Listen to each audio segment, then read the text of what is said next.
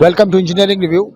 Here with me in Mehran University of Engineering and Technology, I have Dr. Pablo with me, and we will try to think about this seminar or a conference which is being held in Mehran University, IMTIC'21, and also we'll try to know that how Dr. Pablo and other faculty members and the people who are connected with the education were working during COVID, what were the challenges, and what is the difference between engineering institutions of this country, I mean Pakistan, and his country. Thank you so much, Doctor. You are here for the first time. You have been in this university earlier? This is my first time in Pakistan and obviously also my first time in Mehran University. But Mehran University is very well known in Spain, and when Professor Bhawani Shankar Chowdhury invited me to come here, it was a big honor and pleasure. Thank you very much. People from European countries have their own educational setting, infrastructure, each and everything. When you visit universities in the countries like Pakistan, what is your view about engineering education here?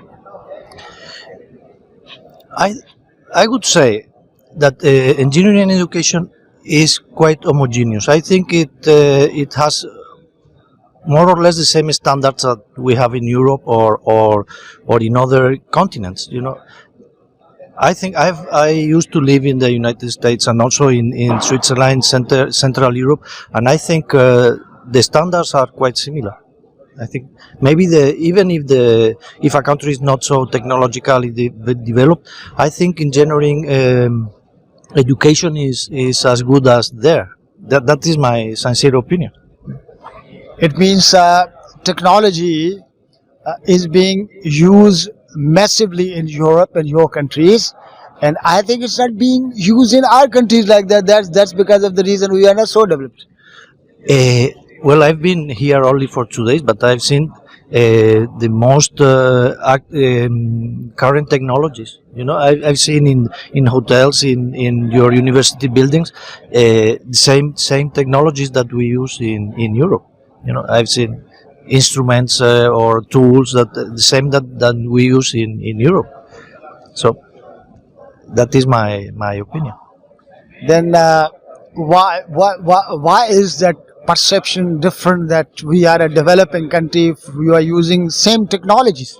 Okay, because maybe those technologies, even if present here, they have not yet reached the 1% of the population, but they will.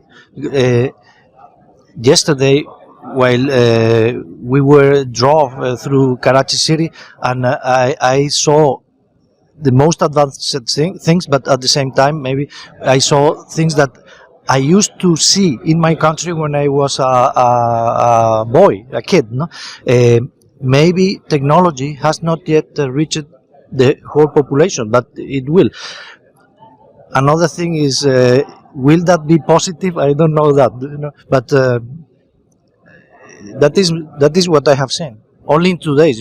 I have to say only 2 days. No, but being a professor, being a teacher of engineering education, yes. You believe it's important that the technology should be spread among the public. Then only you can develop. Am I right? Technology should be good for people in general. Sometimes it is not well used. No, I know. I think that everybody in the world knows this. No, you can use technology to do bad things. No, but in general, technology is thought to help people. You know, imagine that you have to grow a crop in a field. You can do it by hand or with a mule, but you can also use a caterpillar machine, and then it will be much easier for people. On the other hand, you have maybe some threads that they use the same technologies. No? But in general, technology, when we teach in universities, is thought to help people. Okay. At least creative and beneficial side of engineering must be used extensively, you say?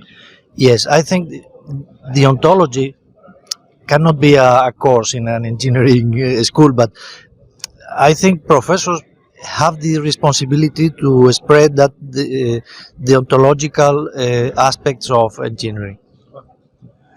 Uh, we haven't come out of COVID-19, it's been exceptional experience, and many societies suffered a lot because of that pandemic.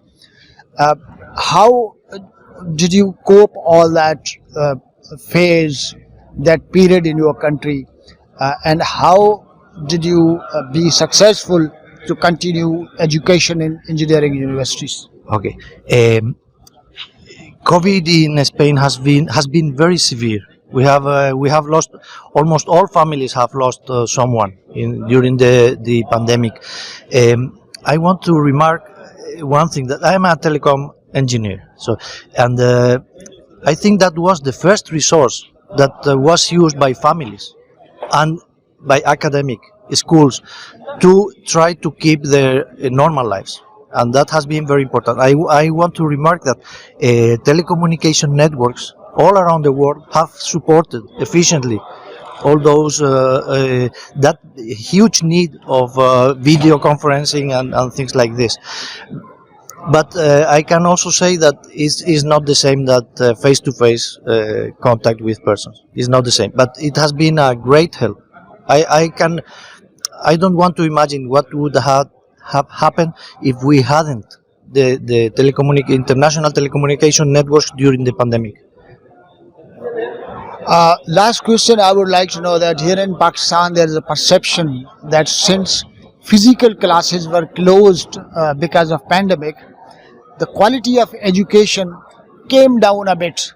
What is your experience in Spain? I have the same impression, but I think students have done an extra effort to counteract this, to cope with that problem. That is my opinion. Last year, we had a lot of problems to teach and also to assess the performance, the students' performance. But finally, I think I appreciated an extra effort from the side of students to cope with that pandemic problem. That is my feeling. But I think I should be asking one more question. Yes. That was a challenge for teachers also.